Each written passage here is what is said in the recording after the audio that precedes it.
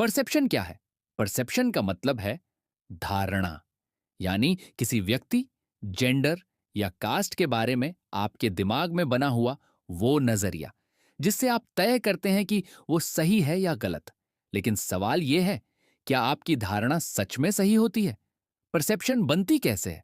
जो हम देखते हैं, सुनते हैं, पढ़ते हैं, उन्हीं इनपुट्स से हमारे विचार बनते हैं और उन्हीं विचारों से हमारी धारणा बनती है। अब सोचिए, अगर इनपुट ही गलत हो तो आपकी धारणा कितनी सही होगी?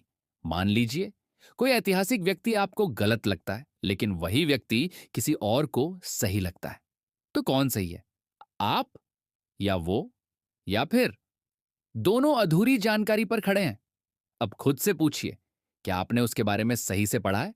अगर नहीं पढ़ा, तो आप उसे गलत कैसे मान सकते हैं?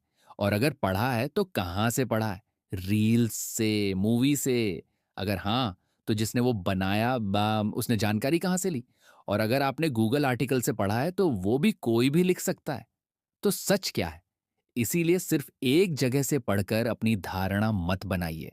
किताबें ज्यादा भरोसेमंद होती हैं, लेकिन सिर्फ एक किताब भी पूरी सच्चाई नहीं होती। सही तरीका क्या है?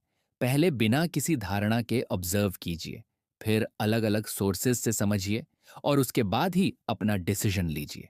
भारतीय दार्शनिक जिदु कृष्णमूर्ति ने कहा था, अगर आप एक बच्चे को सिखाते हैं कि इस पक्षी का नाम स्पैरो है, तो वो बच्चा उस पक्षी को कभी सच में देख ही नहीं पाएगा। क्यों? क्योंकि अब वो पक्षी नहीं देखेगा, वो सिर्फ उसका नाम देखेगा।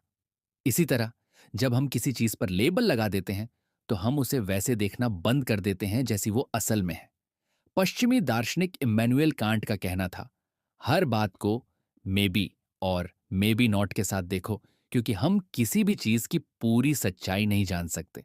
तो अगली बार जब आप कोई धारणा बनाएं, तो रुकिए, सोचिए और सवाल पूछिए, क्योंकि परसेप्शन हमेशा रिजल्ट को बदलती है।